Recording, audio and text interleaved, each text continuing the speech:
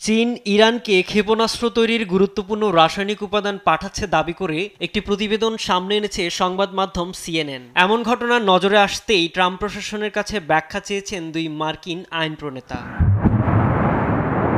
তারা বলেছেন, বেইজিং তেহরানের হাতে এমন রাসায়নিক উপাদান তুলে দিচ্ছে যা দিয়ে খুব সহজেই দূরপাল্লার ক্ষেপণাস্ত্র তৈরি করা যায়। এ নিয়ে সিএনএনে জানা গেছে, সেপ্টেম্বর থেকে অক্টোবর চীন থেকে প্রায় 2000 টন বিস্ফোরক পৌঁছেছে ইরানে।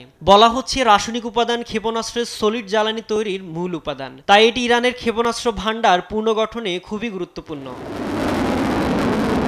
মার্কিন কংগ্রেসম্যান রাজা কৃষ্ণমূর্তি ও জো কার্টিনির মতে, চীন যদি এভাবে ইরানকে অস্ত্র তৈরিতে সহায়তা করে, মধ্যপ্রাচ্য নিরাপত্তা আরও ঝুঁকিতে পড়বে। তারা ট্রাম্প প্রশাসনের কাছে জানতে চেয়েছেন এ বিষয়ে যুক্তরাষ্ট্র কী ব্যবস্থা নিচ্ছে। জাতিসংঘের নিষেধাজ্ঞা অনুযায়ী ইরানের ক্ষেপণাস্ত্র কর্মসূচিতে কোনো দেশ সহায়তা করতে পারবে না, তবে যে বিস্ফোরক পাঠানো হয়েছে তা নিষিদ্ধ উপাদানের তালিকায় সরাসরি উল্লেখ নেই। চীনের পররাষ্ট্র মন্ত্রণালয়ের দাবি, যে প্রশ্ন উঠেছে তাতে তারা নিয়ম ভঙ্গ করেনি, আন্তর্জাতিক আইন মেনেই রপ্তানি করেছে।